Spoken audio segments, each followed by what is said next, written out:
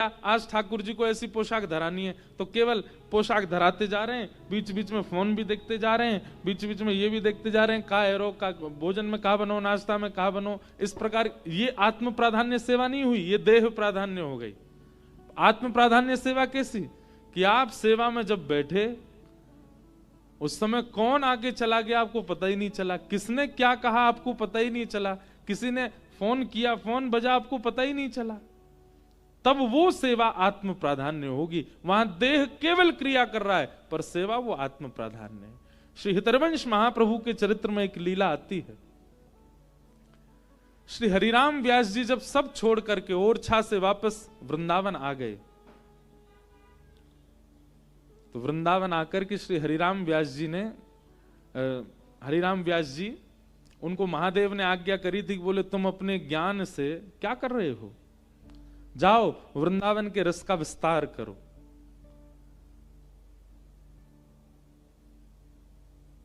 एक दिन हरिराम व्यास जी ओरछा में बैठे थे बेतवा नदी के तट पर, और तभी एक पद उनको सुनाई दिया। भोर में कोई पद गा रहे थे, हितरवंश महाप्रभु का पद, और वो पद सुनते ही हरिराम व्यास जी की चित्तवृत्ति ऐसी हो गई, दौड़ करके गए, बोले ये पद की रचना किसकी है? भैया मंच पे हिलो नहीं, बस ये पद की रचना किसकी है? उन्होंने बताया हितरवंश महाप्रभु की है। तुरंत दौड़ करके गए वृंदावन, और वृंदावन जाकर के श्री राधा वल्लभ जी के मंदिर में पहुंच गए। सेवकों से कहा मुझे व्यास जी से अभी मिलना है, हरिराम व्यास जी के दर्शन कराओ। सेवकों ने आकर के कहा, बोले हरिराम हितरवंश महाप्रभु तो अभी प्रसाद सिद्ध कर रहे हैं, ठाकुर जी का रसोई में है। तो हरिराम व्यास जी बोले हाथ से प्रसाद बनाते रहेंगे, मुंह से मेरे प्रश्नों का उत्तर देते रहेंगे, दोनों काम एक साथ हो जाएगा उनका। किसी ने जाकर के महाप्रभु जी से कहा हरिराम व्यास जी आए हैं, आपके दर्शन करना चाहते हैं। हमने कहा कि आप अभी प्रसाद सिद्ध कर रहे हैं, तो बोले हाथ से प्रसाद बन जाएगा, मुख से मेरे प्रश्नों का उत्तर दे देंगे। हितरवंश महाप्रभु बोले उनको बुलाओ। रसोई में ही बुला दिया, बैठा दिया। हरिराम व्यास जी जैसे जाके बैठे तो महाप्रभु जी कुछ सिद्ध कर रहे थे प्रसादी, और जैसे हरिराम व्यास आए तो महाप्रभु जी ने तुरंत चूल्हा ठंडा कर दिया और सामग्री उठा के नीचे धर दी और ऊपर पत्तल पधरा दी, बाद में बनाएंगे सामग्री। बताइए व्यास जी आपका क्या संशय? हरिराम व्यास जी बोले मैं तो संशय का समाधान जानने आया था, पर मुझे तो लगता है मेरी उपस्थिति से और ज्यादा आपकी सेवा में विघ्न आ गया। आपने सेवा क्यों छोड़ दी? भगवान मैं चला जाता हूं, मेरा तो ऐसा भाव था कि आप प्रसाद भी सिद्ध कर देंगे, मेरे प्रश्न का उत्तर भी दे देंगे। तब हितरवंश महाप्रभु ने इस बात को प्रमाणित किया। वे क्या कहते हैं? आपको लगता है कि प्रसाद बनाना हाथ की क्रिया है, अपने स्वाद के लिए व्यक्ति जब बनाता है तब हाथ से बनाता है, पर ठाकुर जी के लिए जब सिद्ध करता है तब हृदय से बनाता है, तब चित्त से बनाता है, तब आत्मा से बनाता है। और क्षमा करें हरिराम व्यास जी, यदि आत्मा प्रसाद में लगी है, मन चित्त वृत्ति प्रसाद में लगी है, उस समय आपके संशय का समाधान कैसे कर सकता हूं? मन तो एक ही जगह रहेगा, तन की स्थिति है कि वो सब जगह भटक जाता है। मुख से एक काम हो जाएगा, हाथों से दूसरा काम हो जाएगा, पैरों से तीसरा काम हो जाएगा, कानों से चौथा काम हो जाएगा। हरिराम व्यास जी के उन प्रश्न, उन्होंने तो प्रश्न किया ही नहीं है अभी, केवल स्थिति से ही उनके सारे शंकाओं का समाधान होता जा रहा था। और महाप्रभु जी बोले देखो कितनी बड़ी विडंबना, इस आपकी प्रक्रिया से एक बात सिद्ध हो गई कि तन एक समय में कितने काम कर सकता है। ऐसा तन भगवत सेवा में कैसे लग पाएगा? वो आंख से किसी और को देख भी लेता है, मन से किसी और को सोच भी लेता है, कानों से कुछ और सुन भी लेता है, मुख से तीनों से विलग बात बोल भी लेगा, हाथों से भी कोई और क्रिया कर लेगा। एक समय में 10 क्रिया करने की सामर्थ्य मन में है। 10 जगह भटकने वाला वह मन, वह तन भगवत सेवा कैसे करेगा? तन भगवत सेवा नहीं करता, आत्मा ही भगवत सेवा करती है, मन ही भगवत सेवा करता है। और जब तक मन, जब तक आत्मा, जब तक चित्त वृत्ति सेवा में नहीं जाएगी और आप केवल तन को प्राधान्य मान करके सेवा करेंगे, आप दोष कर रहे हो, आप गलत कर रहे हो। स्थिति कैसी होनी चाहिए? जब सेवा में लगे हैं, कई बार मैं भी सेवा में होता हूं ना लाल जी की में, तो कई बड़े परिचित लोग आते हैं, पारिवारिक लोग आते हैं, और उनको लगती है हमको काई गुना देख रहे हो, ये हमारी तरफ काई गुना देख रहे हो।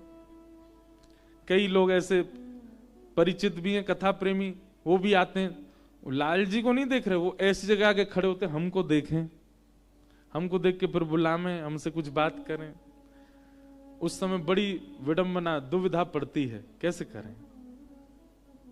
हम स्वयं कथा में कह रहे हैं कि सेवा में और क्या हुआ वह सब पता चल रहा है, तो यह भी एक अपराध है सेवा में। नहीं, लाला तो इतनो प्रेमी है सेवा को, यशोदा मैया तो के मैया तो को दूध प्यारो की पूत, मैया बोली लाला मोह तो तू ही प्यारो है। अच्छा मैया तो मोह अपनी गोद में लेके दूध पिवाए दे। यशोदा मैया दूध पिवा रही हैं और दूध पी रहे हैं ठाकुर जी गोद में बैठ के, और यशोदा मैया ऐसे दही मथ रही हैं और दही मथते मथते दूध पिवा रही हैं। अब ठाकुर जी को वहां में रही है दिक्कत। ठाकुर जी बोले जे दही ज्यादा प्यारो लग रहा हो मैया, जी सबरे गौरस ज्यादा प्यारे लग रहे हैं, मैं दूध पी रहा हूं, मेरी तरफ ध्यान ना है। जैसे दूध कहीं औट रहे हो और निकर के बाहर आने लगो, तो मैया लाला को दूर ऐसे पटक के चली गई समारवे दूध। ठाकुर जी बोले मेरी सेवा में विघ्न डारे वारो जो भी हो वा कुछ छोड़ूंगा नहीं। तुरंत ठाकुर जी सबरे गौरस फोड़ दिए। वहीं दामोदर लीला प्रकट हुई भागवत जी में। क्या सिद्ध किया ठाकुर जी ने? बोले भैया मोकू अगर घर में पधरायो है तो जितनी देर मेरी सेवा में रहो, चित्त वृत्ति और कहीं नहीं जानी चाहिए, और कोई स्मृति और कोई ध्यान उस समय आपके रहना नहीं चाहिए। मेरे तो गिरधर ही गुणगान, मेरे तो गिरधर ही गुणगान, मेरे तो गिरधर ही गुणगान। गाओ मेरे तो गिरधर ही गुणगान, हे मेरे तो गिरधर ही गुणगान, मेरे तो गिरधर ही गुणगान। यह मूरत खेलत नैनन में, यह मूरत खेलत नैनन में। जो नहीं गावे गो वाकू बगल वाले की सौगंध है। ये पद यहाँ गाए जा रहे हैं, ये वही पद हैं जिनसे श्रीजी बाबा अच्छा एक और बात याद आ गई मुंह को। कल हमारे एक पंडित जी हमसे बोले महाराज जी श्रीजी बाबा कौन है? श्रीनाथ जी में कोई बाबा है श्रीजी बाबा? मैंने कहा अरे श्रीनाथ जी को श्रीजी बाबा बोले। फिर मुझसे क्या बोले, थोड़ी देर बाद सुनो न, रुको रुको। फिर मुझसे कहते महाराज जी कल आप यूं कह रहे थे कि कुम्मन दास जी पे आरसी नहीं थी, सो ठाकुर जी उनके सन्मुख बैठ करके तिलक स्वरूप करवाते थे। कौन सी गाड़ी थी कुम्मन दास जी की जिसकी आरसी नहीं थी?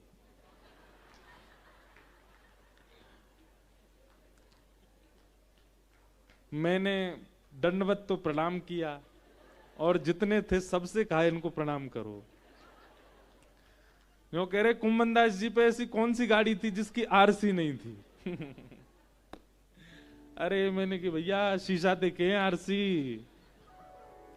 तो फिर मुझको बाद में ये लगा, मैंने कि जब हमारे संग रहने वाले पंडित जी के इतने संशय हो सकते हैं तो आप सबके तो कितने होते होंगे। तो कभी कभी मेरे को लगता है कि मुझे स्पष्ट करके रहना चाहिए बात, न जाने क्या का क्या अर्थ लगा लो आप। 400 वर्ष पहले कुम्मन दास जी की गाड़ी की आरसी नहीं थी।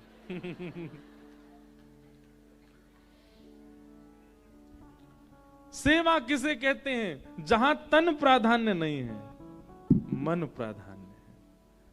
ये आंख, ये हाथ, ये पैर, ये मुख, ये कान, ये केवल क्रिया करने के लिए मिले हैं।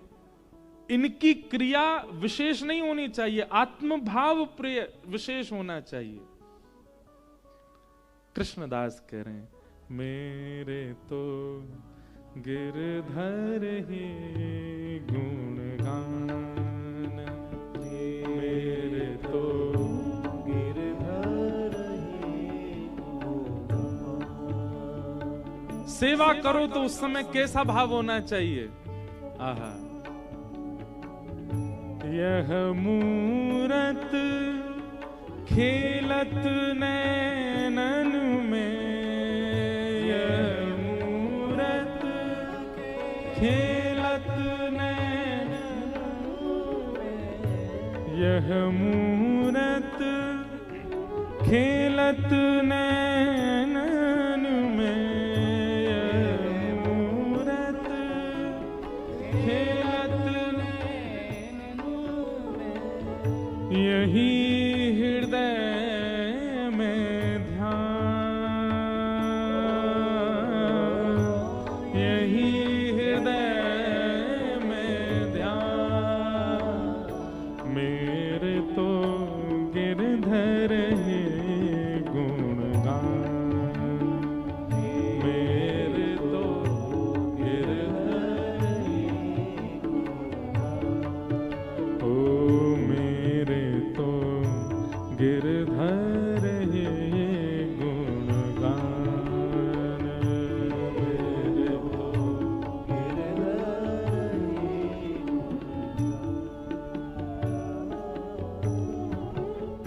चरण रेणु चाहत मन मेरो, चरण चाहत मन मेरो,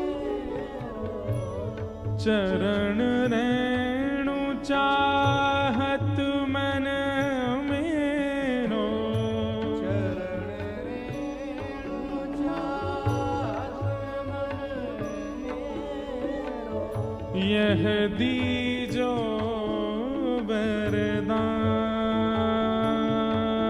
वरदान, यह दीजो वरदान। हे कृष्णदास को जीवन गिरधर,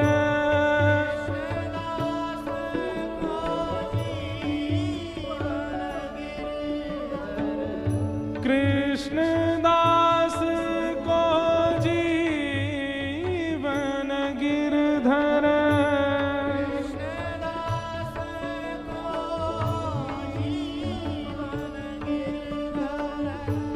मंगल रूप निधान, मंगल रूप निधान। मेरे तो गिरधर ही गुणगान, मेरे तो गिरधर ही गुणगान। ओ मेरे तो गिरधर ही गुणगान, मेरे तो गिरधर ही गुणगान। यह मूरत खेलत नैनन में, यह मूरत खेलत नैनन में, यही हृदय में ध्यान, यही हृदय में ध्यान। मेरे तो गिरधर ही गुणगान, मेरे तो गिरधर ही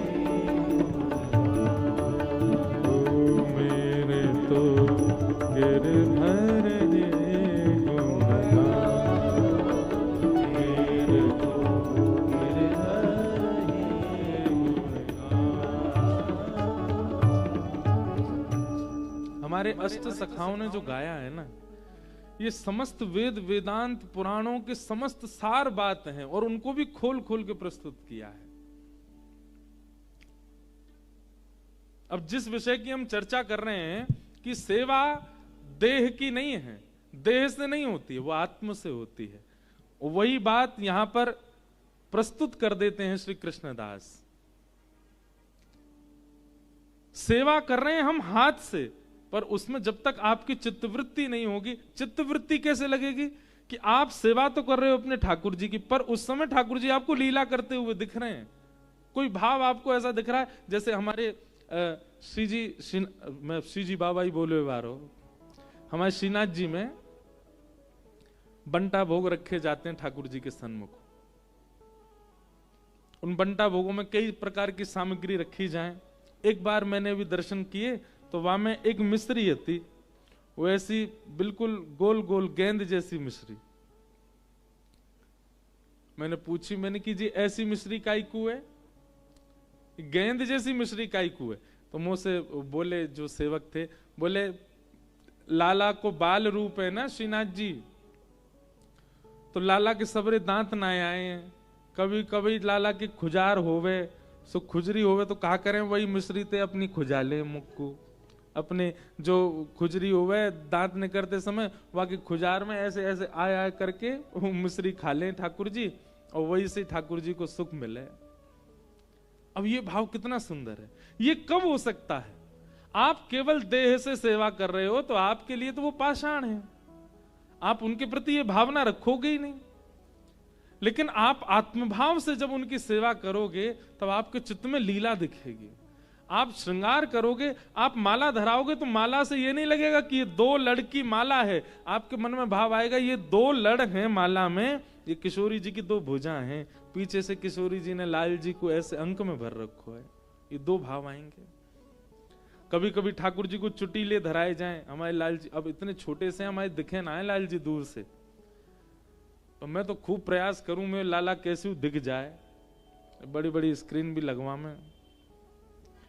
गौर से देखियो ठाकुर जी को ऐसे यहाँ चुटीला धराए जाए, दो चोटी ऐसी छोटी छोटी हूं मैं, और कभी कभी श्री जी के भाव से लंबो चुटीला यहाँ धराए हो जाए ठाकुर जी को।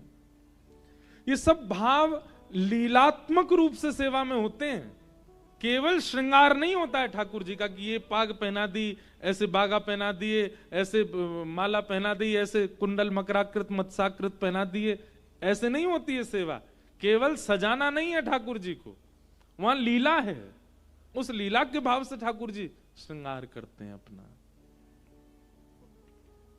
वही भागवत जी कह रही हैं, धर्म प्रौजित कई तवोत्र परमो, भागवत श्रवण करने वाला श्रोता वो परम धर्म धार्मिक हो जाए, धार्मिक नहीं परम धार्मिक, परम धर्म का पालन करने वाला हो जाए। और परम धर्म किसको कहते हैं? इसी को कहते हैं जो देह का केवल आश्रय लेता है। किस लिए? भगवत प्राप्ति के लिए। अभी क्या है? अभी हमारी स्थिति ऐसी कि हमारे भीतर जो आत्मा है, हमारे भीतर जो चित्त है, मन है, बुद्धि है, उन सबको हमने दास बना रखा है देह का। लेकिन परम धर्म जब जीवन में आता है तो देह दास बनता है आत्मा का, मन का, व्यवहार का, बुद्धि का। देह दास होता है, और देह जब दास बनता है ना तभी भगवत प्राप्ति कराता है वह देह। देह को स्वामी मत मानो, देह को दास बनाओ। धर्म प्रोजित कई तवोत्र परमो, और निर्मत्सराणाम सताम, मात्सर्य दोष से रहित। भागवत का अधिकारी कौन? अब देखो यहां सारी कड़ियां जोड़िएगा। तो परम धर्म किसके जीवन में आएगा? बोले जिसके जीवन में मात्सर्य दोष नहीं होगा, दूसरे के प्रति ईर्ष्या की भावना जिसके चित्त में नहीं है। एक बात मैं कथा में पिछले कुछ कथाओं से एक बात कह रहा हूं, पूज्य गुरुदेव भगवान भी मंच पे बैठे हैं, ये सब इन्हीं की कृपा से हमको मिले। कई बार कथा कहते कहते अपने आप ही कोई बात ऐसी आती है जो हमने कहीं पढ़ी भी नहीं। कैसे होता है? ये गुरु कृपा से ही होता है। हमारे गुरुजी बड़े बलवान हैं, तभी हम पहलवान हैं। गुरु कृपा।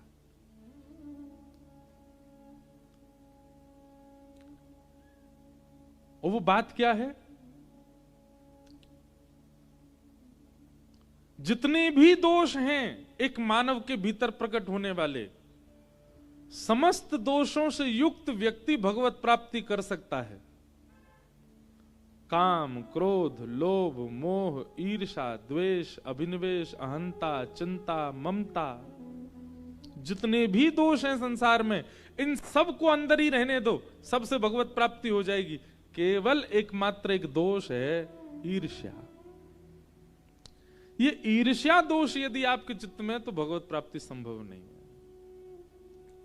भगवान क्रोधियों को भी मिले हैं, भगवान लोभियों को भी मिले हैं, भगवान कामियों को भी मिले हैं, भगवान मोहियों को भी मिले हैं, लेकिन ईर्ष्यालु को मिले हों ये कहीं नहीं सुना गया आज तक। ईर्ष्यालु को ठाकुर जी नहीं मिले। भक्तमाल जी में भी कोई ऐसी कथा ढूंढ के लाओ, मिल जाए तो, जहां ईर्ष्यालु को भगवान मिले हो, नहीं मिल सकते। ईर्ष्यावान व्यक्ति को भगवत प्राप्ति नहीं होती। हां, ईर्ष्यावान व्यक्ति भगवत गुरु कृपा से ईर्ष्या दोष को नष्ट कर दे तो भगवत प्राप्ति संभव है।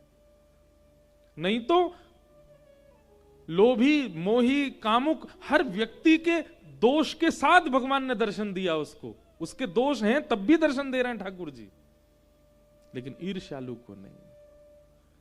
इसलिए हमारी आपसे एक हाथ जोड़ के प्रार्थना है, कोई भी दोष अंदर प्रकट हो जाए, चिंता मत करिए, कोई बात नहीं, ठीक है। आपको क्रोध बहुत ज्यादा आ जाता है, रहने दो। आपको किसी वस्तु के प्रति लोभ की भावना, अच्छी बात, कोई बात नहीं, ठीक है। ये सब खांसी जुकाम बुखार हैं, इतनी बड़ी बात नहीं है। कभी कभी खांसी जुकाम का अगर इलाज ना भी किया जाए तो भी वो ठीक हो जाते हैं अपने आप ही, 3-4 दिन में ठीक होने लग जाते हैं। तो क्रोध, काम, लोभ, मोह आदि आदि जो दोष हैं, ये सब खांसी जुकाम जैसे हैं, हो जाएंगे ठीक। और नहीं हो रहे हो, कुछ दिन और चल गए हो, काम क्रोध बहुत ज्यादा बढ़ रहा हो, कथा आके सुनो, निरंतर सुनो, औषधि लेना शुरू करो, ठीक हो जाओगे। पर अगर ईर्ष्या चित्त में आ गई है, ये तो कैंसर है, इसका इलाज नहीं है। ईर्ष्यालु व्यक्ति, मैंने अनुभव किया है, वो कथाओं से भी नहीं बदल पाते। ईर्ष्यावान व्यक्ति कथा से भी परिवर्तित कई बार नहीं हो पाता, उसमें उसी का दोष है। कथा में भी कई नियमों का पालन करना पड़ता है। कैसे? शब्दों के प्रति पूर्ण समर्पण, जो व्यास जी कह रहे हैं, व्यास जी के प्रति पूर्ण समर्पण। पिताजी हैं हमारे पूज्य गुरुदेव, पर नीचे बैठे, क्यों? क्योंकि व्यास मंच है, व्यास मंच है, यहां पर इंद्रेश नहीं है, यहां पे बेटा नहीं है, यहां पे व्यास है। एक बार को सब वंदन करते हैं।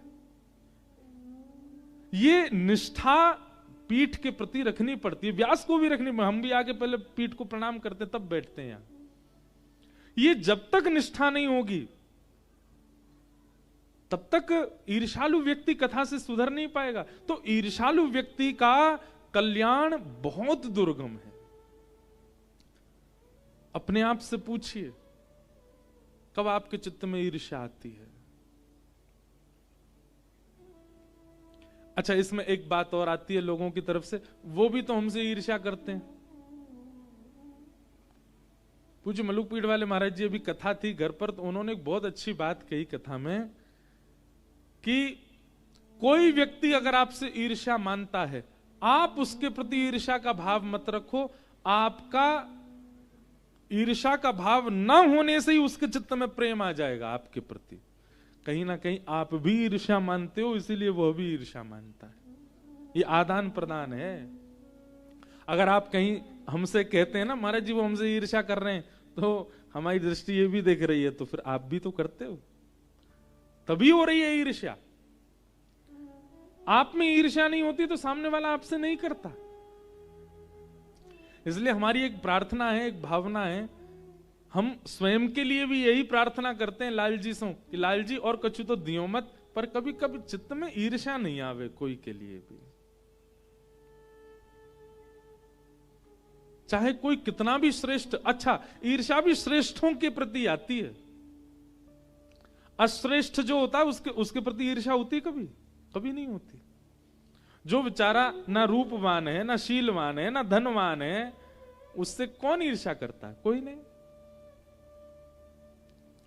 लेकिन जो श्रेष्ठ हो जाते हैं उनके प्रति ईर्ष्या आ जाती है, तो कहीं ना कहीं आप भी श्रेष्ठ बनना चाहते हो, इसीलिए तो ईर्ष्या हो रही है आपको। और श्रेष्ठ बनने का मतलब क्या है? कहीं ना कहीं संसार के ममत्व में आप फंसना चाहते हैं, इसीलिए तो आपको ईर्ष्या हो रही है। हमने अनुभव कर लिया, हमने पढ़ करके देख लिया, सबको मिल गए ठाकुर जी, ईर्ष्यालु को नहीं मिले। इसलिए ईर्ष्या मत लाओ चित्त में कभी भी। कोई अतिश्रेष्ठ भी दिखे ना, उसको देख करके भी। और देखिए सबसे बड़ी बात, कीर्तन, नाम जप, भगवत स्मरण, इनका सबसे उत्तम समय क्या है? लोग कहते हैं ब्रह्म मुहूर्त में करो। कीर्तन, नाम जप, इन सबका श्रेष्ठ समय क्या है? ब्रह्म मुहूर्त। कोई कहते हैं रात्रि सोते समय करो। ये मक्खी भी विशेष है। कहीं ना कहीं हमको गर्भगृह में जाने का अधिकार नहीं होगा। श्रीनाथ जी की ये महू घुसे आती होंगी, श्रीनाथ जी के बंटा भोग पे घूमे आती होंगी, उनके चरणन में वो डोले आती होंगी, वहां के इत्र को भी नेक्स्ट सूंघे आती होंगी। श्रीनाथ जी बोले होंगे भाई मैं तो जान आ रहा हूं कथा में, जाओ चरण छू के तुम ही जाओ, ब्यास की नाक पर बैठ जाओ। तो तब से डोल रही हैं। पहले तो मन में यही आ रहा हो कि यार ये मक्खी क्यों नहीं हटाई आते। अभी अभी कहते कहते भाव आए, ओहो गर्भगृह में जा सके या कोई रोक टोक नहीं है। भीतरिया भारिया अपरस वपरस सब मानवन के काजे है। लोग अपने आप को कितना श्रेष्ठ मानते हैं। मानव जा सकते हो गर्भगृह में? हैं श्रीनाथ जी की तरह छू सकते हो? नहीं भाई ये छू सके।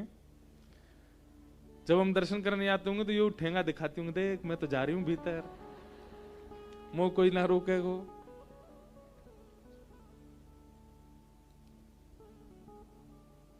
क्या बता रहा था मैं? कहां थी कथा? ईर्ष्या इसके प्रति भी नहीं हुई मुझे। अच्छा है।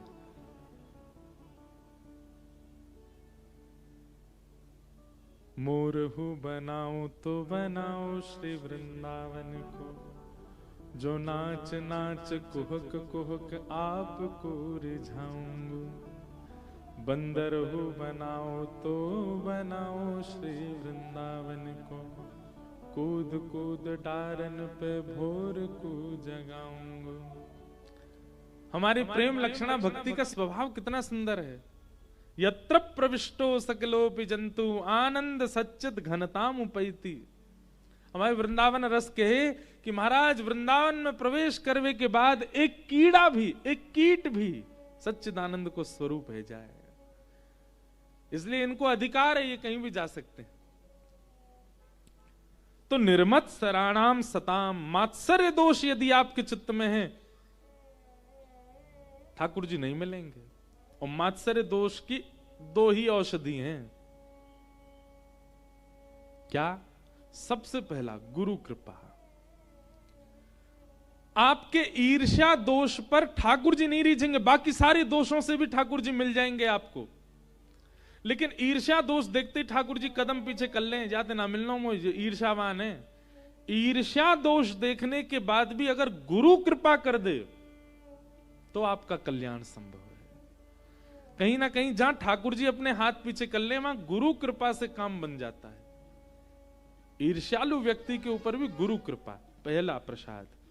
और दूसरा कथा के प्रति निष्ठा, सत्संग के प्रति निष्ठा। और निष्ठा का मतलब एकाग्र चित्त से सुनना नहीं होता। निष्ठा का मतलब सुनने के बाद कर्तव्यों में लाना होता है। कथा तो बहुत लोग सुनते हैं, बहुत ध्यान से सुनते हैं, मैंने बहुतों को देखा है। व्यास मंच से ना तो नाम लेना है ना किसी के प्रति संकेत करना है, पर कई बहुत समीप रहने वाले लोगों को भी मैंने बहुत ध्यान से देखा। कथा तो बहुत सुनते हैं, एक स्थिर होकर के सुनते हैं, पर कर्तव्य में दिखाई नहीं देती है। तब मन में एक क्षोभ होता है कि सुनी गई बात केवल सुनी गई, उसको लाया नहीं गया चित्त में। इसलिए निष्ठावान श्रोता उसको मानो जो सुनने के बाद तुरंत उसको लागू करता है चित्त में, वो निष्ठावान है। तो ईर्ष्यालु व्यक्ति की दो ही औषधि हैं, या तो गुरु कृपा या फिर निष्ठा से सत्संग का श्रवण। आप कुछ नहीं, सामान्य सी बातों का ही पालन करना प्रारंभ कर दो। कथा की सुनी गई सामान्य सी बात, उन सामान्य बातों से ही परिवर्तन दिखने लग जाएगा। और भैया ये कीर्तन करनो नाम जो, हाँ ये बता रहे थे हम, कीर्तन नाम जब कब करना चाहिए? बोले ब्रह्म मुहूर्त में करना चाहिए। हम कह रहे हैं ब्रह्म मुहूर्त में करो, रात में सोते समय करो, जब भी करो, पर आप अपने दोषों को जानते हैं कि आपके भीतर कौन कौन से दोष हैं। जब भी वह दोष प्रकट होता हो, जब भी वह दोष छलांग मारता हो चित्त में, तुरंत बैठ जाओ। जैसे किसी का रूप देखते ही आपको ईर्ष्या होती है। अभी अभी आपने, जब हमने ईर्ष्या की बात करी ना, सही बताना, उन सब का चिंतन आया था चित्त में जिनसे आपको ईर्ष्या हुई है। वो है पीछे वाली गली में रहता, उससे ही है हमको थोड़ी सी, ये बुआ का बेटा है, उसी से चल रही है आजकल हमारी, ठीक नहीं लगता। समझ में आ गया ना? बोलते ही आपके चित्त में कोई ना कोई आया होगा। अब जब भी वह सामने आवे, जब भी वो सामने आवे और आपको लगे कि हाँ ईर्ष्या भैया, वही समय नेत्र बंद करो। कृष्णाय वासुदेवाय हरे परमात्मने प्रणतः क्लेशनाशाय गोविंदाय नमो नमः। वसुदेव सुतं देवं कंसचानूरमर्दनं देवकी परमानंदं कृष्णं वंदे जगद्गुरुं। वंशी विभूषित करानविनीरदाभात् पीतांबरादरुण बिंब फलाधरोष्ठात् पूर्णेन्दु सुंदर मुखा अरविंद नेत्रात् कृष्णात् परम किमपि तत्त्वमहं न जाने। जैसे ईर्ष्या जिसको देख करके होती है, वो सामने आवे, तुरंत नेत्र बंद करो और नेत्र बंद करके ठाकुर जी का मधुर स्मरण करो। और स्मरण केवल बोल करके नहीं, उस समय प्रकट होना चाहिए चित्त में। चांद सा सलोना मुख लटें घूंघरारे हैं, चांद सा सलोना लटें घूंघरारे, भौएं हैं कटीली आंखें तिरछी कटारे हैं, भौएं हैं कटीली आंखें। अब जिसके प्रति आपकी प्रतिस्पर्धा है वो सामने खड़ा है और आप नेत्रबंद करके ठाकुर जी के रूप माधुरी का दर्शन कर रहे हो या को चंदन सो महके वदन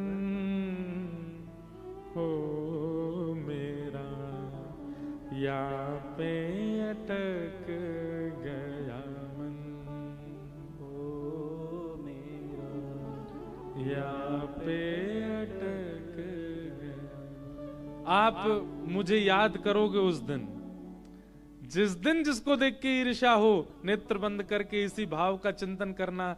छोटे से गोपाल जी हैं, उनके दो तत्व। आज मुझे एक सुबह मंगला में एक लाली आई, बोली महाराज जी मैं हर दिन राधा रमन जी के दर्शन करूं चित्र को। मैंने कहा अच्छा। महाराज जी पिछले 1 महीना से हम बड़े व्याकुल हते। मैंने कि क्यों? श्री राधा रमन जी के एक भी दतुइयां नहीं दिखी। राधा रमन जी के रोज दांत दिख जाते हैं, जब भी वो बहुत प्रसन्न होते हैं दांत दिखते हैं। बोले राधा रमन जी के पिछले 1 महीना से दांत ना दिखे। मैंने कहा अच्छा। पर महाराज जी जादना श्री लाल जी को उत्सव नाथ द्वारा प्रारंभ भयो ना, वादना लाल जी की दतुइयां दिख रही, श्री लाल जी प्रसन्न है रहे। अब मानवे को तो लोग मानेंगे, नहीं मानवे वाले यऊ ना मानेंगे। बोलो कुछ भी हो, अपने आप भी बात बना दी, अपने लाला को सब जगह प्रधान बता दें। बताओ राम जन्म को उत्सव भी 11 तारीख को भयो, राधा रमन जी की दतुइयां 11 तारीख को दिखी, इनके लाल जी को उत्सव भी 11 तारीख को प्रारंभ। सब ने जोड़ दें लाल जी थे, हम तो जोड़ेंगे, अच्छे जोड़ेंगे, मानो चाहे मत मानो। तो जिसको देख के ईर्ष्या का भाव आता है, ये सूत्र है। जिसको देख के क्रोध आता है, जिसको देख के काम प्रकट होता है, जिसको देख करके कुछ भी ऐसे भाव आते हैं, तुरंत नेत्र बंद करो। वनमाल गले सोहे मुरली अधर पे, वनमाल। चिंतन करो, वनमाला गले में पहन रखी है, अधर पे मुरली धारण कर रखी है, और पीत पट झोका खावे पतली कमर पे, पीत पट झोका खावे पतली।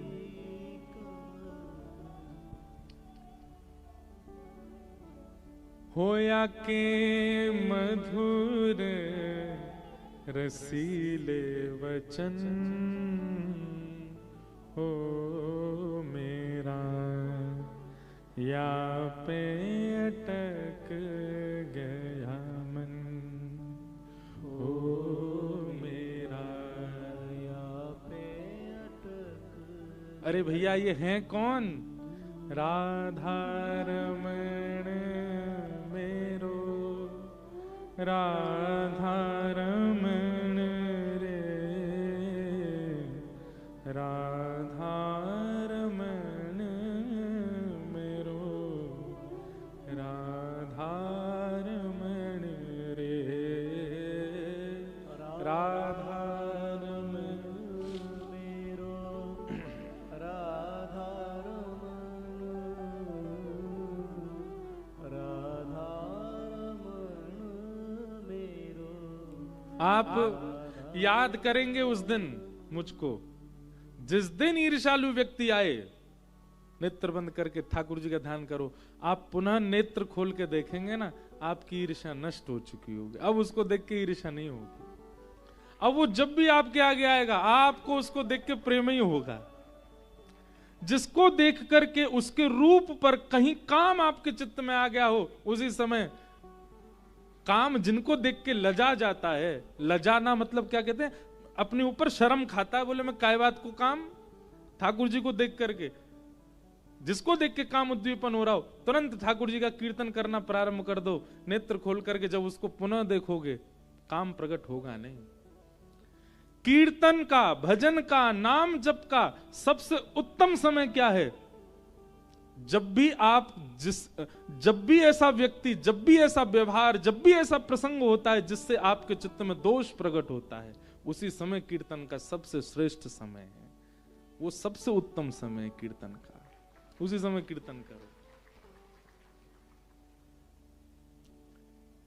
वृषभानु की किशोरी सुन गैया हूत भोरी, प्रीत जान के हूँ थोड़ी तोहे राखेगी शरण, मन भूल मत जइयो राधा रानी के चरण, मन भूल मत जइयो राधा रानी के चरण। ठाकुर जी के, श्री जी के चरणार विंदन के चित्र रखो अपने कक्ष में, अपने फोन में संपूर्ण स्वरूप तो रखें, ये सब ठाकुर जी के चरण रखो।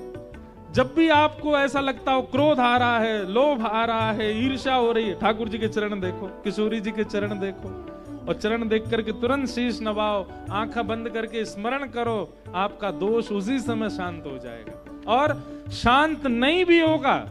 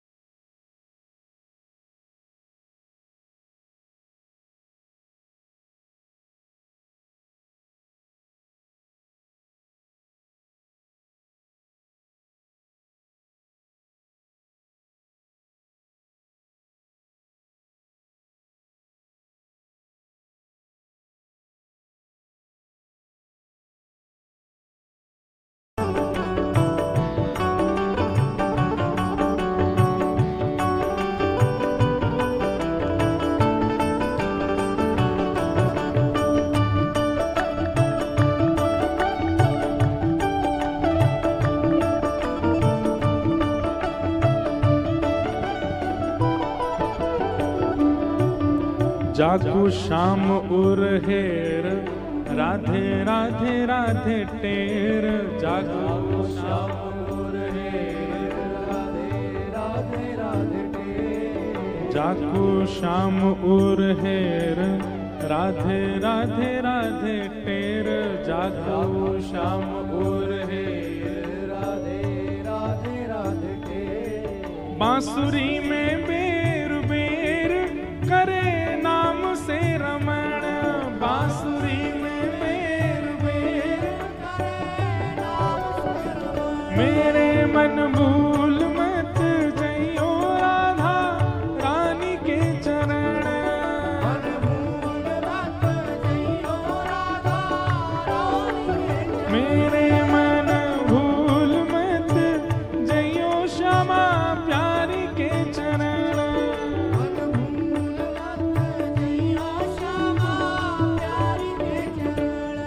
तेरे मन मत वारे छोड़ दुनिया के द्वारे। मन मत वारे छोड़ दुनिया के। सब लोग कहो इस बात को, मन मत वारे छोड़ दुनिया के द्वारे। मन मत वारे छोड़ दुनिया के द्वारे। पूरी दुनिया के द्वारे छोड़ देंगे, कहाँ जाएंगे फिर? ओ राधा नाम के सहारे कर जीवन मरण। राधा नाम के सहारे कर जीवन मरण। ओ राधा नाम के सहारे सौंप जीवन मरण। राधा नाम के सहारे सौंप जीवन मरण। मेरे मन भूल मत जइयो राधा रानी के चरण। मेरे मन भूल मत जइयो राधा रानी के चरण। राधा रानी के चरण, श्यामा प्यारी के चरण। राधा रानी के चरण, श्यामा प्यारी के चरण। राधा रानी के चरण, श्यामा प्यारी के चरण। राधा रानी के चरण, श्यामा प्यारी के चरण। मेरे मन भूल मत जइयो श्यामा प्यारी के चरण। मन भूल मत जइयो श्यामा प्यारी के चरण। मेरे मन भूल मत जइयो राधा रानी के चरण। मन भूल मत जइयो श्यामा प्यारी के चरण। मेरे मन भूल मत जइयो श्यामा प्यारी के चरण। मेरे मन भूल मत जइयो श्यामा प्यारी के चरण। ओ ब्रज में रतन राधिका गोरी। ओ ब्रज में रतन राधिका गोरी। ब्रज में रतन राधिका गोरी। ब्रज में रतन राधिका गोरी। हे राधिका गोरी, राधिका गोरी, राधिका गोरी, राधिका गोरी। हे राधिका गोरी, राधिका गोरी, राधिका गोरी, राधिका गोरी। ओ ब्रज में, हाँ ब्रज में, हे ब्रज में रतन राधिका गोरी। ओ ब्रज में रतन राधिका गोरी। ब्रज में रतन राधिका गोरी। ओ ब्रज में रतन राधिका गोरी। हे कुंज निकुंजन विहरत दो। कुंज निकुंजन विहरत दो। हाँ विहरत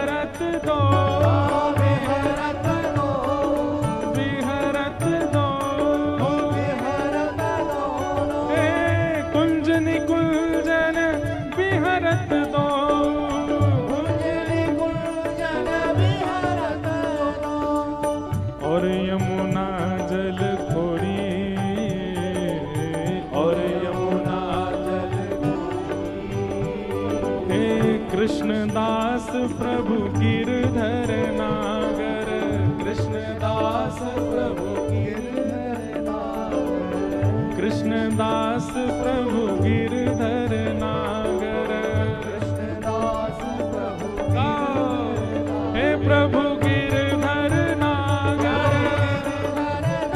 प्रभु गिरधर नागर, हे प्रभु नटवर नागर,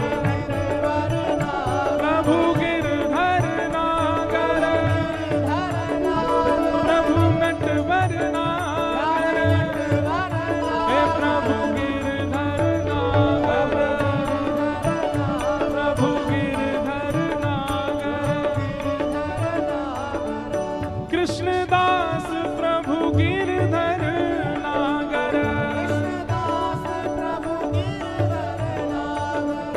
कृष्णदास प्रभु गिरधर नागर, और नागरी नवल किशोरी, नागरी नवल किशोरी, ओ नागरी नवल किशोरी, नागरी नवल किशोरी, हो ब्रज में जय हो ने के जोरते होना चाहिए। देखो एक कथा सुनी ना आप लोगों ने, श्रीनाथ जी में सबने जाके जय जयकार करी, बोल गिरिराज धरण की, गोवर्धन नाथ की, गुसाई जी परम दयाल की, पूछरी के लौटा की। पर रुक जाओ, पर ठाकुर जी यूं ही खड़े रहे, बोले ये जय जयकार तो रोज ही करें सबरे, नीचे ही नजर करके खड़े रहे। इतने में ही हम आप में से कोई गयो, वहां ने जाके कहा कहीं बोल वृषभानु के जमाई की। आहा, जैसे ही ससुर जी को नाम सुनो सोई ठाकुर जी की नजर ऊपर है गई। ओहो कौन आयो भैया। किशोरी जी को नाम और किशोरी जी के संबंध की कोई भी चर्चा हमारे लाला को बहुत प्रकट करे। हो ब्रज में जोरते, हो ब्रज में, हो ब्रज में, हो ब्रज में रतन राधिका गोरी, ब्रज में रतन राधिका गोरी, ब्रज में रतन राधिका गोरी, ब्रज में रतन राधिका गोरी, राधिका गोरी, राधिका भोरी, राधिका गोरी, राधिका गोरी, राधिका गोरी, राधिका भोरी, राधिका गोरी, राधिका भोरी, ओ ब्रज में, ओ ब्रज में, ओ ब्रज में रतन राधिका गोरी, ब्रज में रतन राधिका गोरी, ब्रज में रतन राधिका गोरी, ब्रज में रतन राधिका गोरी, सब में सुघड़ राधिका गोरी, सब में सुघड़ राधिका गोरी, सब में सुघड़ राधिका गोरी, सब में सुघड़ राधिका गोरी, जय राधे राधे, राधे राधे, श्री राधे राधे, राधे राधे, जय राधे राधे, जय राधे राधे, श्री राधे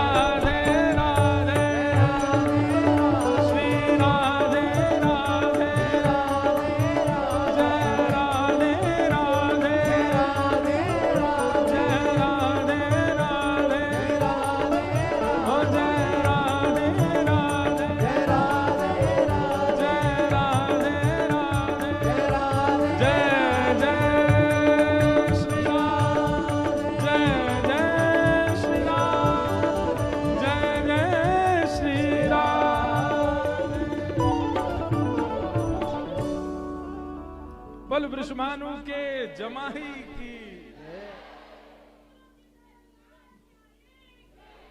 जय हो। विराजो विराजो विराजो।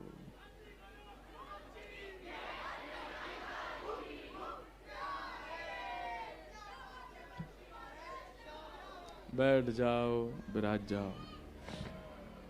हमारे कृष्णदास जी को पद है और परम गौभक्त श्री राधा कृष्ण जी महाराज खूब भाव से गाते हैं। वे भी 16 तारीख को आएंगे, खूब उनसे गवाएंगे भी और नचाएंगे भी। 16 को उत्सव की विश्रांति है और उस दिन महाराज जी आएंगे। तो हम क्या कह रहे थे? अब देखो, एक बात आपने गौर की, इधर देखो, यहां देखो, कथा सुनने लगो, बैठते ही बतियान लगे। जितनी देर आप नृत्य कर रहे थे, जितनी देर आप कीर्तन कर रहे थे, जितनी देर आप कथा सुनते हैं, काम क्रोध लोभ मोह ईर्ष्या कहां चले जाते हैं? सब भाग जाते हैं, पता नहीं, दिखते ही नहीं है कहां है। आलस्य चला जाता है। भोग वृत्ति जो हमारी है भोगों के प्रति, वो सब शांत हो जाती है कथा में, सत्संग में, कीर्तन में। इसका मतलब क्या है? कीर्तन का सबसे उत्तम समय, जब भी कोई भाव ऐसा प्रकट हो रहा हो, जब भी कोई दोष प्रकट हो रहा हो, उसी समय कीर्तन करने लगो। इसीलिए हमारे यहां कहते हैं जपात सिद्धर, जपात, पूरे दिन जप ही करते रहो, पूरे दिन। अच्छा, एक और बात, पूरे दिन जो जप में लगे रहते हैं, कहीं ना कहीं मुझे ऐसा लगता है कि अतीत में जब वस्तु मिल जाती है ना, तो उसका फिर हम वैसा भाव नहीं रखते, उसके प्रति वैसा सम्मान नहीं रखते। या तो आप लोगों की चित्तवृत्ति ऐसी एकाग्र हो गई हो कि सबसे आपके संपर्क टूट गए, अब कहीं नहीं, बिल्कुल एकांत में रहते हो, तो आपका नित्य भजन में आप चलते फिरते खा एक हाथ जब भी चल लो, दूसरा एक गोलगप्पा खिला दो हमको, यहां से जब भी चलता जा रहा है। ऐसे थोड़ी। कई महापुरुषों के दर्शन किए। अब मैंने तो महापुरुषों के नाम लेने बंद कर दिए मंच से, क्योंकि भीड़ इतनी हो जाती। फिर एक महाराज जी का मैंने स्मरण कर लिया था किसी पॉडकास्ट में, नाम नहीं बताया, वो बाबा मुझे ढूंढ रहे हैं। वो मैंने थोड़े बहुत कुछ भाव बताए, लोग बाग पहुंच गए वहां। ऐसे नहीं, जबरदस्ती नहीं किया करो। ठाकुर जी कृपा अनुग्रह करके खुद ही कुछ दर्शन किसी महापुरुष का करा दें तो अच्छा है। नाथ द्वार में भी ऐसे ही एक महापुरुष विराजते हैं। पहले दिन ही गया दर्शन करने, कथा से पहले गया तो था निमंत्रण देने। 4 घंटा बैठे रहे हम साथ में, कैसी कैसी चर्चा, क्या क्या भाव। संसार का व्यवहार प्रवेश नहीं था वहां पर। दुनिया के लोग सब पूछते तो हैं, एक बार हालचाल तो पूछते ही होंगे, कैसो है तुम्हारा स्वरूप, कैसो है, आपको स्वास्थ्य कैसो है, सब बोलते ही हैं। उन्होंने पूछा ही नहीं। मैं इसी बात को सोच रहा था कि हर व्यक्ति व्यवहार में पूछता जरूर है, या कुछ भी ऐसी बातें करता, मतलब चर्चा में भी व्यवहार नहीं था। मैं जैसे पहुंचा हूं, मैंने कहा महाराज जी हमारे लाल जी का उत्सव है, आप आएंगे तो नहीं, पर निमंत्रित करने आया हूं। उनका प्रत्युत्तर पता है क्या था?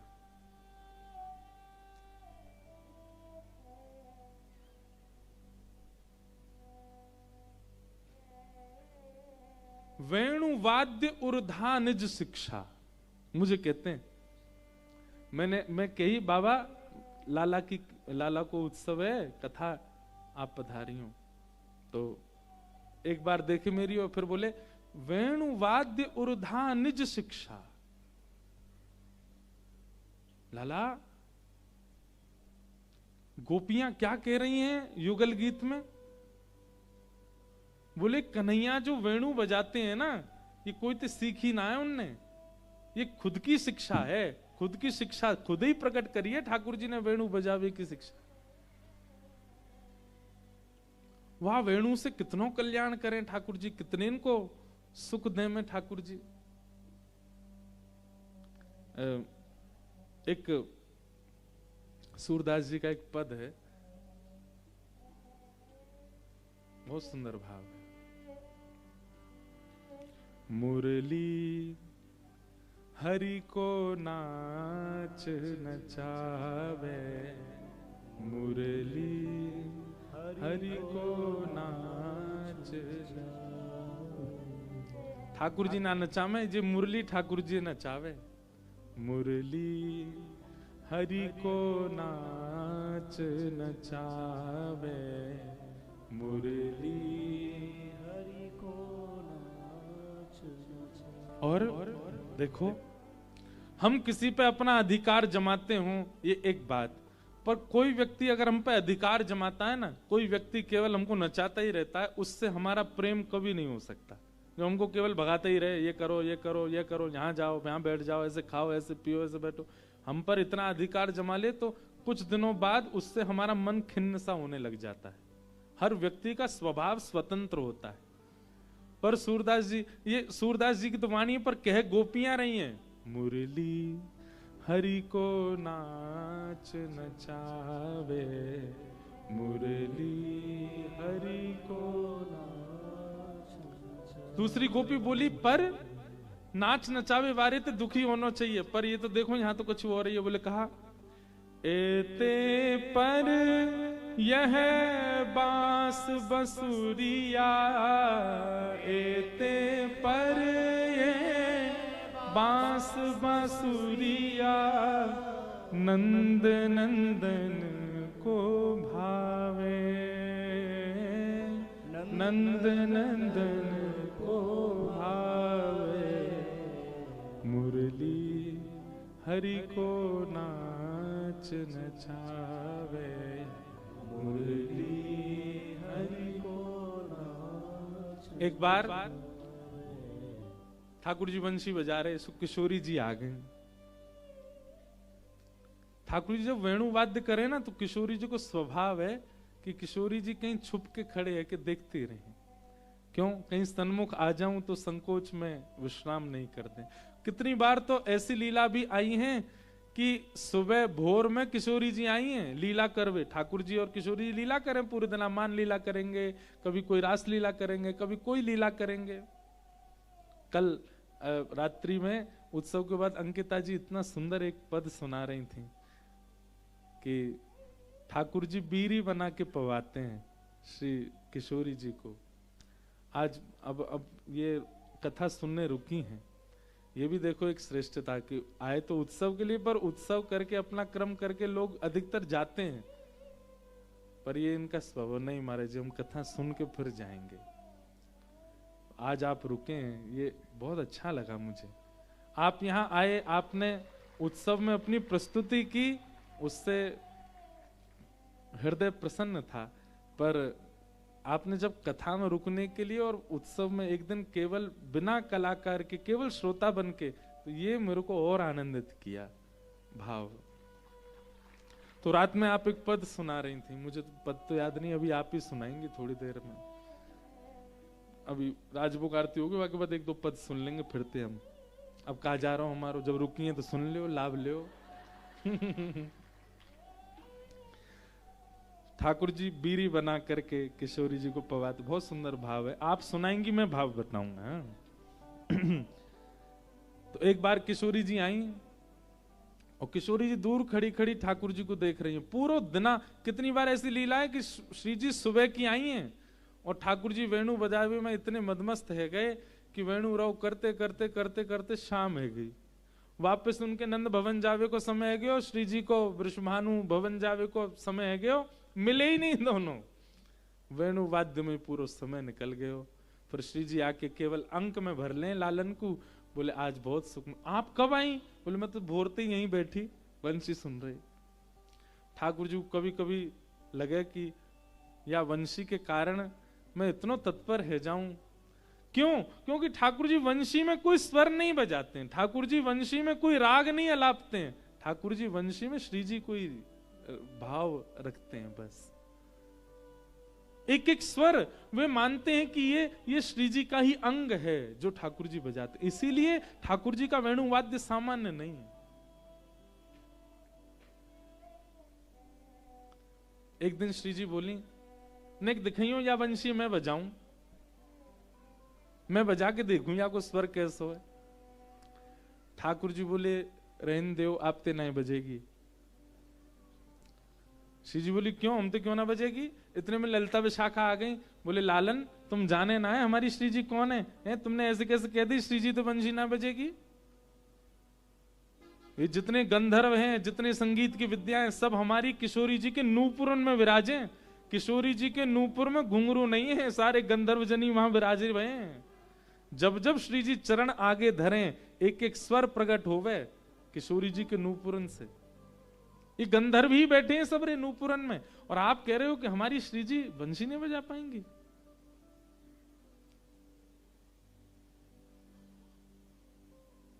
ठाकुर जी बोले अरे मेरी वो बात ना, मैं कोई श्री जी के संगीत ज्ञान पे प्रश्न चिन्ह ना उठा रहा हूं, मैं तो बस एक स्वभाव कह रहा हूं, मेरी बंसी नहीं बजेगी इनते।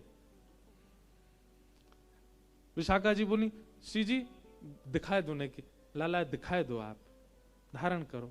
श्री जी ने जैसी धारण करी और कोमल उंगलियों से आच्छादित किया, और जैसे ही प्राण पिरोए बजी नहीं वंशी। जबकि श्री जी निपुण हैं, खूब सुंदर वंशी बजा में, वीणा बजा में। वैसे अधिकतर पद जो हैं वो ऐसे हैं कि श्री जी वीणा बजा में और ठाकुर जी वंशी बजा में। ठाकुर जी श्री जी से वंशी नहीं बजी, खूब बजा दी। तो फिर ललिता विशाखा बोली जरूर या लाला ने कोई टोना कियो है, कोई टोटका करके आयो वंशी में, यही मारे ना बज रही है श्री जी से। लेकिन श्री जी बोली हे श्याम सुंदर ये वंशी बज क्यों ना रही है। ठाकुर जी बोले किशोरी जी आप वंशी को नाद करते समय नेत्र बंद करके कौन को ध्यान कर रहे हैं। किशोरी जी बोली मैं तो आपको ही ध्यान कर रही, मैं आपको ही ध्यान करके गाऊं, आपको ही ध्यान करके कोई भी वाद्य को स्वर लहरी प्रदान करूं। ठाकुर जी बोले यही मारे ना बज रही, मेरी वंशी अनन्य भक्त है। कौन सी भक्त है। अनन्य का मतलब क्या होता है, न अन्य, केवल एक की ही उपासिका है, दूसरे की ना। अब या वंशी ते निरंतर आपकी उपासना करी जाए, वह वंशी ते मेरी उपासना करोगी कैसे बजेगी। या मारे में मना कर रहा हो आप सुना बजेगी। हे श्यामाजू आपको मेरी वंशी बजावे के काज अपनों ही शिष्य बनना पड़ेगा, अपनी ही आराधना करनी पड़ेगी, अपनी ही उपासना करनी पड़ेगी, अपनों ही ध्यान करना पड़ेगा। आप खुद को ध्यान करके जब वंशी बजाएंगी तब वंशी बजेगी। किशोरी जी बोली अपना ध्यान कैसे करूं। बोले ज्यादा ध्यान मत करो, वो तो काम मेरो है, आप केवल इतना ही ध्यान करो कि एक वृषभानु जी की नंदनी है और बजाओ। किशोरी जी ने विचार किया एक वृषभानु जी की नंदनी है, श्यामाजू हैं, किशोरी जी हैं। जैसे ही अधर पर वेणु धरी वंशी भजन लगी किशोरी जी से। किशोरी जी के नेत्र सजल हो गए। ठाकुर जी बोले मेरी अनन्यता पर तो बाद में प्रश्न उठाइयो श्यामाजू, मेरे संग रहने वाली जड़ वस्तु भी आपकी दासी है, सब आपके सेवक। मेरी अनन्यता पे तो बाद में पूछियो। ठाकुर जी के श्री अंग पर विराजमान होने वाली एक एक पोशाक भी वो सब किशोरी जी के ही सब भाव से।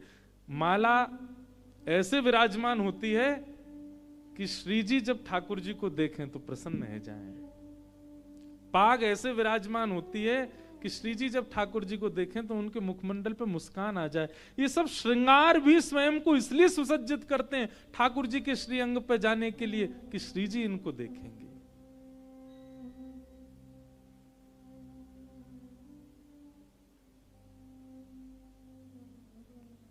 मुरली हरि को नाच नचावे, मुरली हरि को नाच नचावे। हमारे वल्लभ कुल संप्रदाय के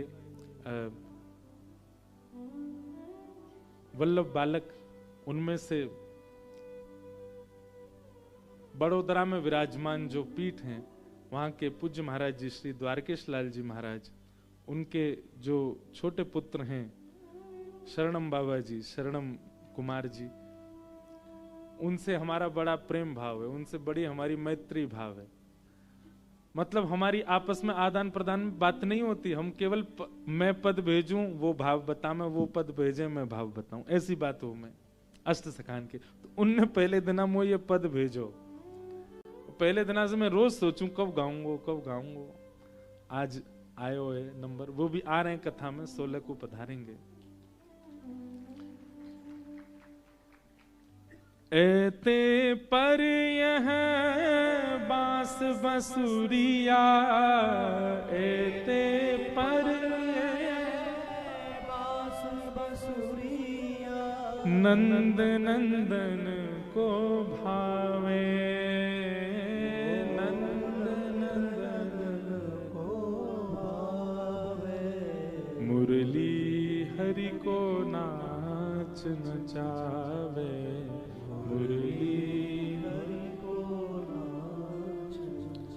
गोपियां कह रही हैं कैसे अधीन है या वंशी के लिए? बोले कैसे? बोले ठाड़े रहत अधीनता के हुए, ठाड़े रहे अधीन। पूरे दिन ठाकुर जी चलते रहेंगे, फिरते रहेंगे, ऊधम करते रहेंगे, यहाँ ते वहां कूदते रहेंगे, लेकिन जैसी बंशी बजाने को समय आवेगा एक टक खड़े हो जाए, बिल्कुल हिले भी नहीं है ठाकुर जी। गोपियां सब कह रही हैं कैसे अधीन है वाक्य?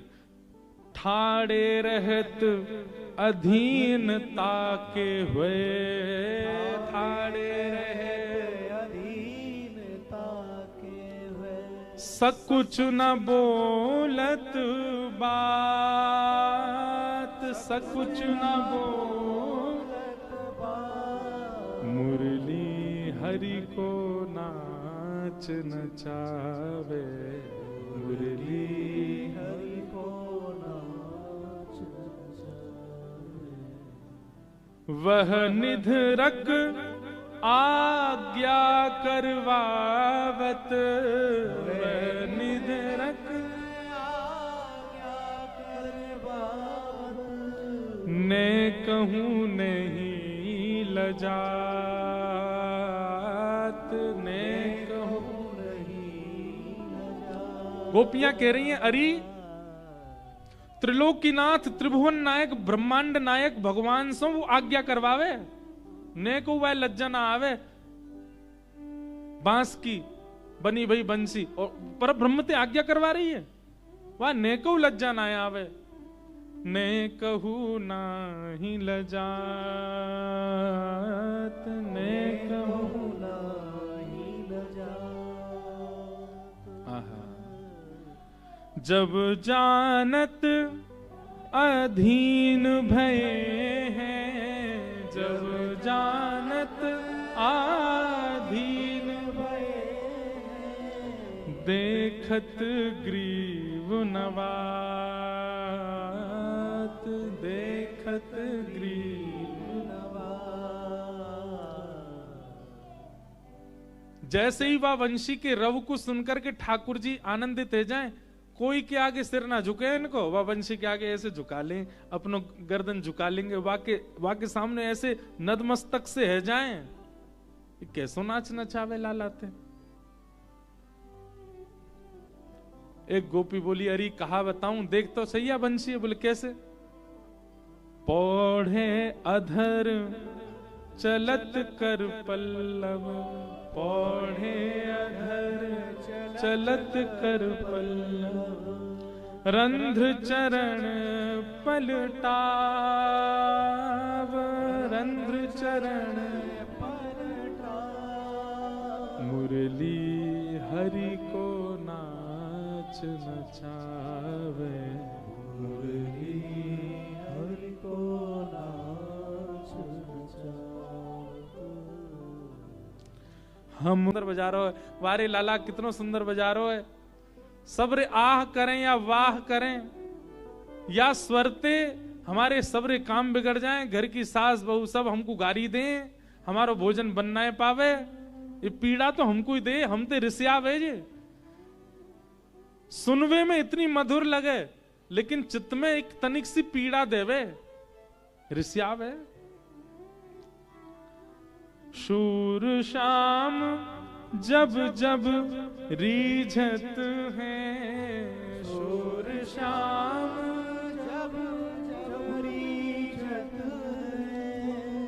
जब जब ठाकुर जी रीझते हैं वंशी बजा करके, तब तब क्या होता है? तब तब शीश डुलावत, तब तब शीश डुलावत, मुरली हरि को नाच नचावे, मुरली हरि को नाच नचावत। ऐसी है वंशी। जाके शाम उरहेर, राधे राधे राधे टेर। ठाकुर जी वंशी में कछु और थोड़ी बजा में, किशोरी जी कोई नाम गाम है। तो भैया ये सब भाव क्यों प्रकट भय? निर्मत सराणाम सताम, मात्सर्य दोष जिसके चित्त में है, भगवत प्राप्ति में उसकी बाधा है, उसको भगवत मिलन में बाधा बनेगी। इसलिए मात्सर्य दोष के दो ही औषधि हैं, पहली तो गुरु कृपा और दूसरा कथा के प्रति, सत्संग के प्रति तत्परता, समर्पण। जो कह दिया गया व्यास मंच से, भले ही वो कितना भी क्लिष्ट क्यों ना हो, आपको आपके अंदर उसके पालन की इच्छा प्रकट हो जाए। अच्छा देखो, एक होता पालन करना और एक होता इच्छा हो जाना। पालन देखेंगे करेंगे कब? हम कह रहे हैं आप पालन ना भी कर पाओ, आप केवल व्यास मंच से निकली भई बात के प्रति इच्छा प्रकट कर लो, हम करेंगे। ये जो महाराज जी कह रहे हैं कभी तो करेंगे, इच्छा ही प्रकट कर लो। इच्छा मात्र से आपके दोषों में कटौती होने शुरू हो जाएगी। हम भैया अपनी महिमा नहीं कह रहे हैं, हम कथा की महिमा कह रहे हैं, सत्संग की बहुत महिमा है। हमारे अष्ट सखाओं में एक सखा हुए, उनका नाम था छीत स्वामी। क्या नाम है? छीत स्वामी। बहुत सुंदर पद हैं छीत स्वामी जी के। छीत स्वामी जी, पहले उनका नाम था छीतू। क्या नाम था? कहां गई भैया किताब?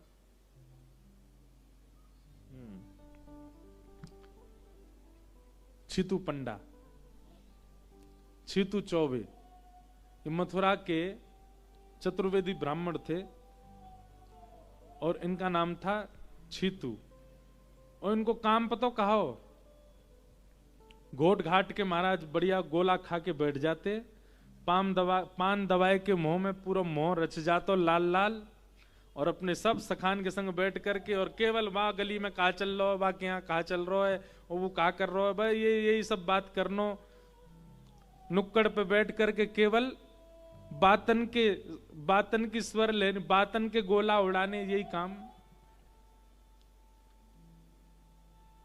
सब सखान ने आकर के कही, बोले भैया ये आजकल गुसाई जी की बड़ी चर्चा है रही है, ये गुसाई जी की बड़ी महिमा सुनाई दे रही है सब जगह से।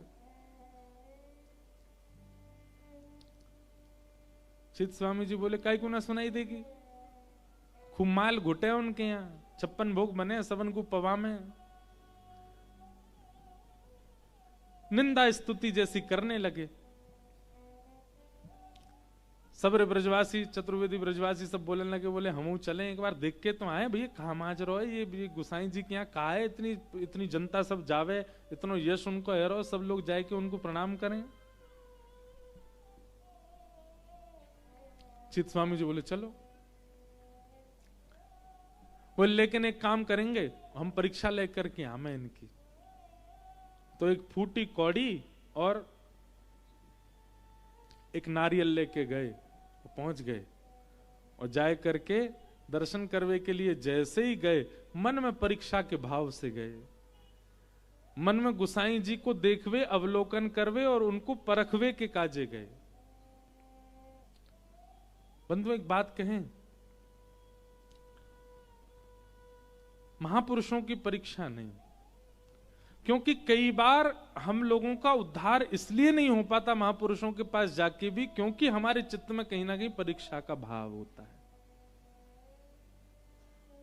उनकी दृष्टि मात्र से कृपा होनी सुनिश्चित थी, पर हमारे चित्त में परीक्षा का भाव हो जाता है, जिसके कारण हमारा उद्धार नहीं हो पाता। हम परीक्षा के भाव से जाते हैं।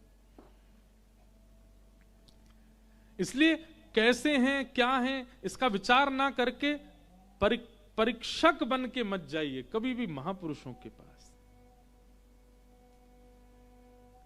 कृपा तो वो फिर भी कर देंगे, कल्याण तो वो फिर भी कर देंगे। आप परीक्षा के भाव से जाओगे तो भी वो आपका उद्धार तो कर ही देंगे, पर क्या पता आप बिना परीक्षा के भाव से गए थे तो उनकी दृष्टि मात्र से कल्याण हो जाता।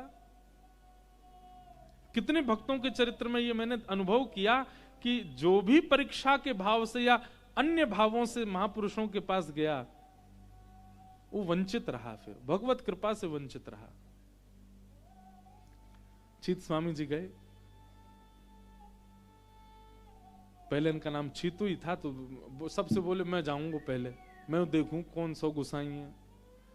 भीतर जैसे प्रवेश किया तो सब लोग प्रणाम कर रहे थे, तो इन्होंने भी प्रणाम किया। जैसे ही इन्होंने प्रणाम किया तो गुसाई श्री विठलनाथ जी की इन पर दृष्टि पड़ी और उन्होंने कहा, अरे आप क्यों वंदन कर रहे हैं, आप क्यों, अरे आप तो ब्रजवासी हैं, आप काहे को प्रणाम कर रहे हैं। केवल ये बात सुनते ही चीत स्वामी जी के मन में आया, जिनका इतना वैभव, जिनके इतने उपासक, बाहर दूर दूर तक लोग बैठे हैं इनके दर्शन करने के लिए, और ये इतने सरल, इतने सहज स्वभाव के मुझे देख करके कह रहे हैं कि आप क्यों प्रणाम कर रहे हैं। वो सरलता और सहजता और वो जो मुख से निकले दो शब्द के भाव, अरे भैया गुसाई जी सामान्य थोड़ी हैं, साक्षात श्रीनाथ जी उनकी गोद में खेलते हैं, श्रीनाथ जी उनके संग रहते हैं। हमारे लिए वे ऐसे ही रहते हैं, पर जैसी कपाट बंद करके गुसाई जी भीतर जाते हैं, श्रीनाथ जी उनके गले से आलिंगन कर देते हैं, इतना प्रेम करते हैं उनसे। उनके शब्द निकल जाएं तो किसी का कल्याण नहीं हो। चीत स्वामी जी तो वहीं स्तब्ध होकर बैठ गए, बोले कितने सरल हैं, कितने सहज हैं। और उनकी वाणी सुनकर के, वचन सुनकर के चीत स्वामी जी के मन में तब ग्लानि हुई। मैं परीक्षा की भावना से आया और आकर के यहां बैठा, इनकी दृष्टि और इनके शब्द ने मेरे मन का परिवर्तन कर दिया।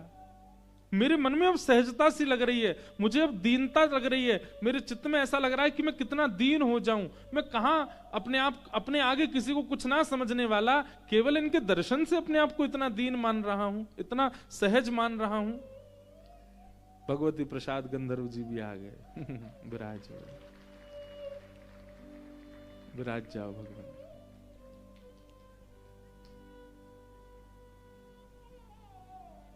आज तो राजभोग लगे, लंबो चले को।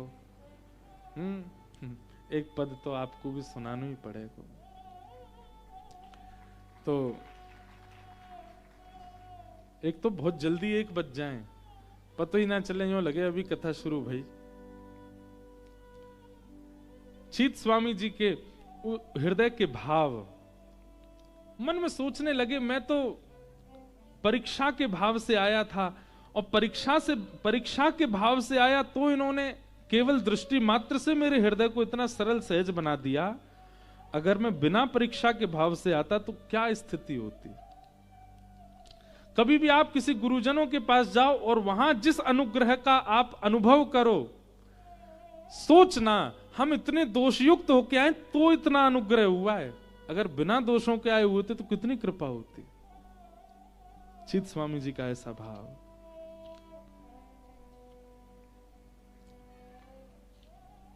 गुसाई जी ने तुरंत उनकी ओर देखा और देख करके थोड़े मुस्काए गए। बस वह स्वरूप देख करके चीत स्वामी चरणों में हो गए, नतमस्तक हो गए, कृपा की कामना करने लगे।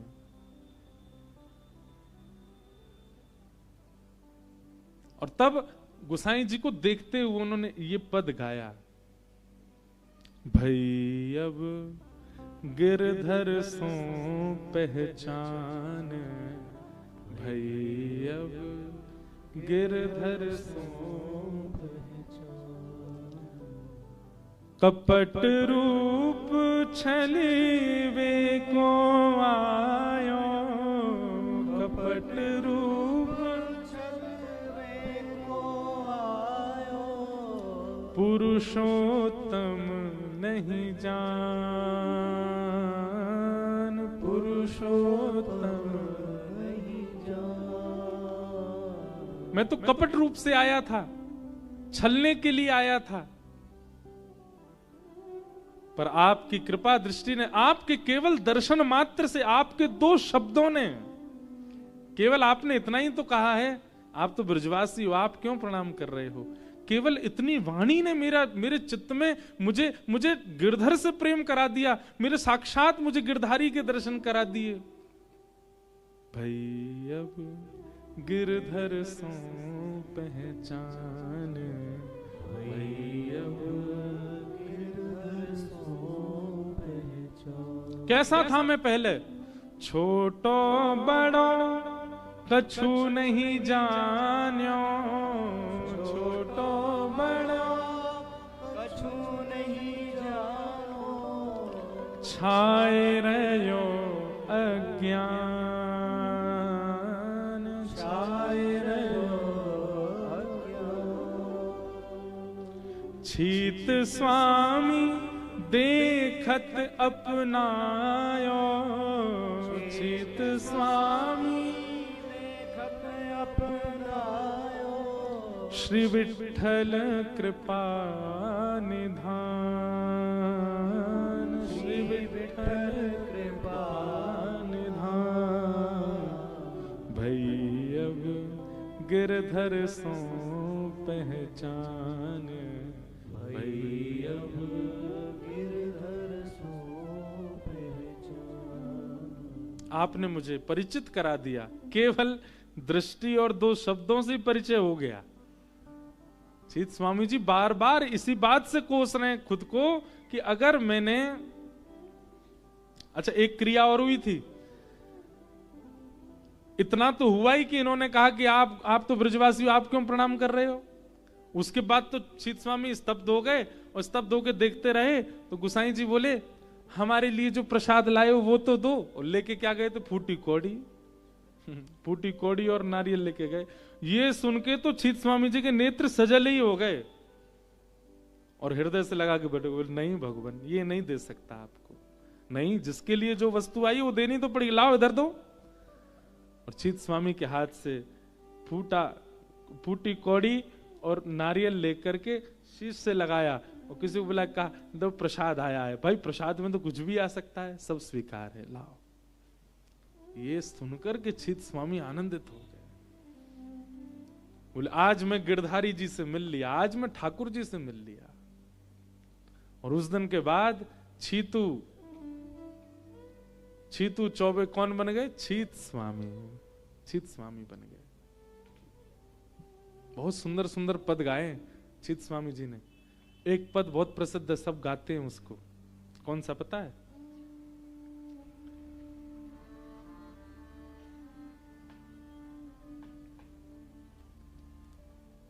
ये वाला नहीं, एक और है। एहो विधि ना तो पे अचरा पसार मांगू, जन्म जन्म दीजो याहि ब्रज बसे हो। एहो विधि ना तो पे अचरा पसार, जन्म जन्म दीजो याहि ब्रज बसे।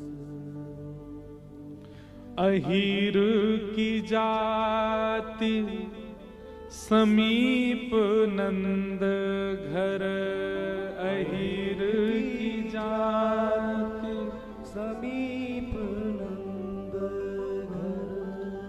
घर, घर घन श्याम हेरी हेरी हसीवो, घर घर घन श्याम एहो विधि ना तो पे अचरा पसार मांगू, जन्म जन्म दीजो याहि ब्रज बसेवो। एहो विधिना तो पे अचरा पसार बाहु, जन्म जन्म दीजो याहि ब्रज। क्या करोगे ब्रज में बस के? छीत स्वामी गिरधरन श्री विठ्ठल, छीत स्वामी गिरधरन श्री विठ्ठल। शरद रैनी रास रस को बिलसिवो, शरद रैन रास रस को। चित स्वामी जी कह रहे हैं, अहीर की जात समीप नंद घर, मोए ब्रजवास दे दो। क्यों? बोले घरी घरी घनश्याम हेरी हेरी हंस वो। जहां घर घर घनश्याम जाकर के हंस हंस के माखन चुराते हैं, वह ब्रज में मेरो जन्म है जाए। क्या करोगे ब्रज में आके? छीत स्वामी गिरधरन श्री विठ्ठल, शरद रैन रास रस को बिलसिवो। जब शरद पूर्णिमा आवेगी, अगर मैं हूं ब्रजवासी बन के दोबारा आ गए हो, तो या शरद पूर्णिमा की रात्रि हमने ऐसा सुनो है, ठाकुर जी रास करें। रास में भले ही प्रवेश नहीं मिल जाए, पर कम से कम बिलस वो देखवे को तो मिल जाएगो, सुनवे को तो मिल जाएगो। अरे कछु नहीं तो इतना तो है जाएगो, शरद पूर्णिमा को रास पूर्णिमा के दिन ऐसा तो है जाएगो कि ये तन या ब्रज कोई है या रज कोई है, यही जन्मो है जहां रास बिहार भयो है। इतनी भावना प्रकट के लिए कृपा कर रहे हैं। ऐसे हमारे श्री छीत स्वामी जी ऐसे भाव गाते। तो निर्मत्सराणाम सताम, मात्सर्य दोष रहित आप कब हो सकते हो? या तो सत्संग के प्रति सजगता, और या फिर गुरु कृपा। और गुरु कृपा वर्षों सेवा करने से प्राप्त होती ही है, पर कई बार ठाकुर जी चाहते हैं तो गुरु की केवल एक मुस्कान से कृपा हो जाती है, उनकी दृष्टि मात्र से कृपा हो जाती है। कितनों पे अनुभव किया। चीत स्वामी जी पर कृपा हुई। निर्मत्सराणाम सताम, तो धर्म हमने सुन लिया, विषय हमने सुन लिया, अधिकारी हमने सुन लिया, धर्म हमने सुन लिया, विषय कल सुनेंगे। खूब भाव से प्रेम से आप सब लोग आनंद कर रहे हैं उत्सव में, और लाल जी को जन्म उत्सव और समीप आतो जा रहा है। कल बड़े प्रेम और भाव से हम लोग ठाकुर जी का आनंद उत्सव मनाएंगे।